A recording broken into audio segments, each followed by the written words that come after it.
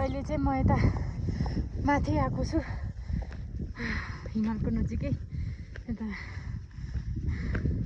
घुम्नको लागि।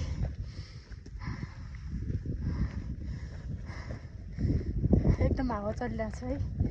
अनि ओहो तपाईहरु देख्न सक्नुहुन्छ लामेज एकदम ब्युटिफुल देखिरहेछ।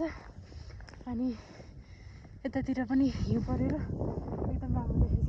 हिजो चाहिँ पानी परेर हिउँ परेछ यता माथि चाहिँ हिमालमा चाहिँ। अनि अहिले चाहिँ हामी यता केबल कार चढेर आएको है घुम्नको लागि।